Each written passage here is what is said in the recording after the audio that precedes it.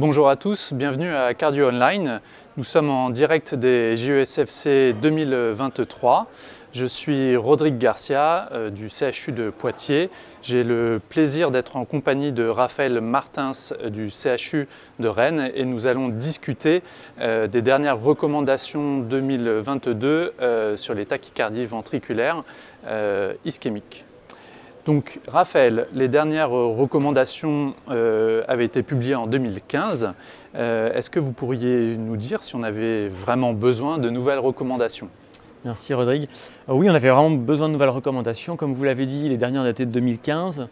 Et depuis, il y a de nouveaux papiers qui ont été publiés, que ce soit l'étude Vanish, l'étude Berlin-Vitti et la prise en compte de nouvelles études qui avaient été effectuées en 2014-2015, qui ont vraiment changé la pratique quotidienne de la prise en charge ablative, notamment de ces patients-là, justifiant ces nouvelles recommandations, avec des modifications sur la prise en charge des arythmies ventriculaires, sur la cardiopathie ischémique en phase aiguë et également sur la coronaropathie stable. Quelles sont ces nouveautés dans le syndrome coronarien aigu? Alors dans le syndrome coronarien aigu, pas de vraies nouveautés en termes de prise en charge thérapeutique, qui repose sur les bêta-bloquants, l'amiodarone et la lidocaïne, avec uniquement une diminution de la preuve d'efficacité de l'amiodarone qui passe du grade 1 au grade 2A. Grosse nouveauté, c'est l'introduction du défibrillateur dans les arythmies ventriculaires dans le vasospasme. On sait que c'est des patients qui ont un risque important de récidive, malgré le traitement antispastique, raison pour laquelle désormais c'est une indication pour implanter un défibrillateur. Et alors maintenant sur le deuxième volet, dans la cardiopathie ischémique chronique stable, quelles sont ces nouveautés? Premièrement, en termes de stratification du risque rythmique chez ces patients-là, la stimulation ventriculaire programmée était en grade 2A et désormais en grade 1 chez les patients qui ont une cardiopathie ischémique et qui présentent une syncope. Donc vous avez un patient qui est coronarien connu, qui présente une syncope, indication de stimulation ventriculaire programmée pour savoir si vous déclenchez quelque chose qui nécessitera l'implantation d'un défibrillateur. Ensuite, les indications habituelles que l'on connaît, moins de 35% de fraction d'éjection, classe 2 et 3, indication du défibrillateur. Introduction des classes 1 dans les nouvelles recommandations. Avant, il n'était pas du tout fait état des classes 1 et désormais les classes 1 qui ont moins de 30% de fraction d'éjection relèvent du défibrillateur.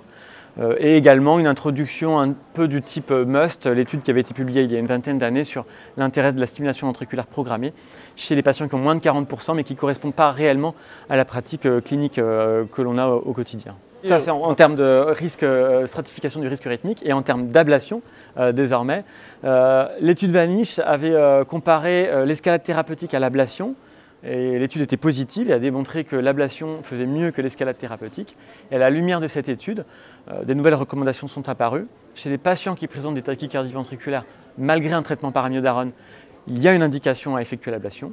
Chez les patients qui présentent une tachycardie ventriculaire alors qu'ils sont uniquement sous bêta-bloquant, indication de grade 2A, soit l'ablation, soit le passage à l'amiodarone, soit le passage au sotalol, en gardant toujours en mémoire les complications potentielles du traitement pharmacologique et la facilité qu'on a désormais à effectuer l'ablation.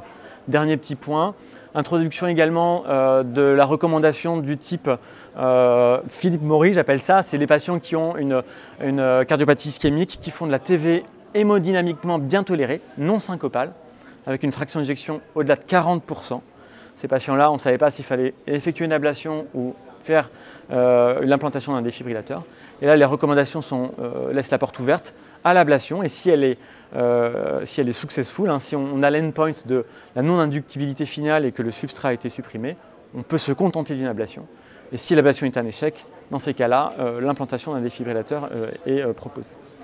Enfin, dernier petit point, c'est l'étude Berlin-Vitti qui avait été publiée en 2020 et qui avait comparé l'ablation d'emblée en cas de prévention secondaire en compagnie de l'implantation du défibrillateur versus une ablation qui est différée en cas de choc, étude qui était négative, raison pour laquelle dans les recommandations, il ne propose pas d'emblée d'ablater les patients qui ont une prévention secondaire. C'est plutôt implantation de défibrillateur et en cas de récidive, ablation.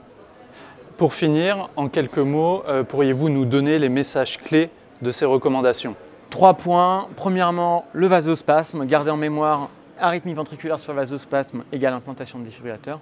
Deuxièmement, la stimulation ventriculaire programmée chez un coronarien symptomatique qui fait des syncopes. Et troisièmement, l'augmentation de la preuve de l'ablation, de son efficacité pour la prise en charge des événements rythmiques. Et il faut y penser rapidement chez les patients qui font des tachycardies ventriculaires compte tenu du succès de l'intervention et du faible risque de complications. Merci beaucoup Raphaël pour ce point sur les tachycardies ventriculaires ischémiques issues des dernières recommandations 2022 de l'ESC. Merci Rodrigue.